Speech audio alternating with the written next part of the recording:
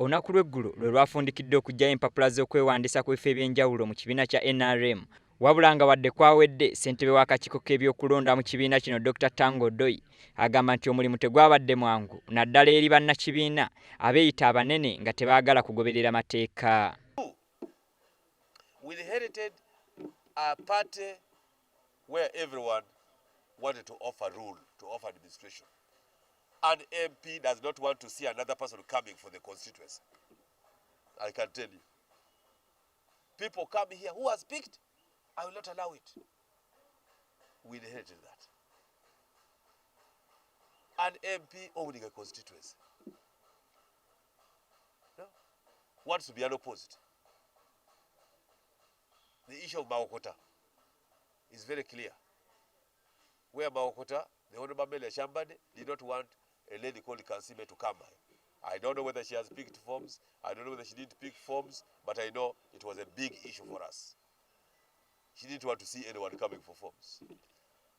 You know, these are leaders in the party, people who have been with the president for a long time, but doing what the president does not do.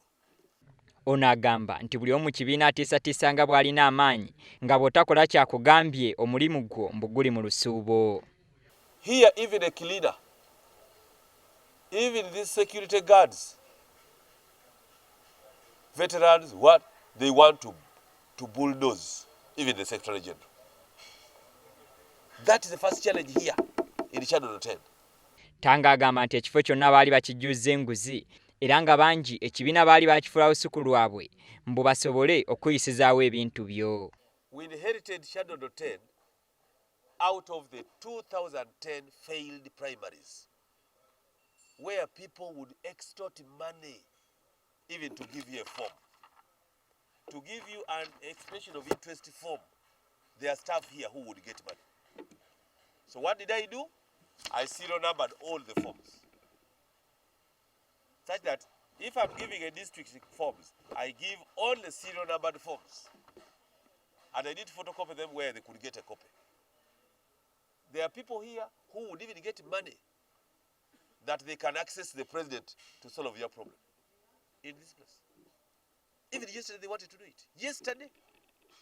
Annyonnyola nti ekibiina kibadde tekirina lukalala lwonna lugobererwa era ng'akakiiko kaatandikira ku nsonga za kuwandiisa bannakibiina okusobola okuleetawo enjawulo mu mulimu guno. We didn't inherit anything here. I can tell you, Honorable Mushemeza, Professor Mushemeza gave me guiding roles. We did not inherit a register here. Never. We didn't inherit a system that this person is under this person. We didn't inherit an electoral commission which was furnished. Bwe kituuse ku ssente ezikuŋŋaanyiziddwa ezisoba mu buwumbi 6 ategeezezza nti zigenda kukozesebwa ku mirimu gy'ekibiina naddala mu kulondesa. Electoral commission has activity-based budget.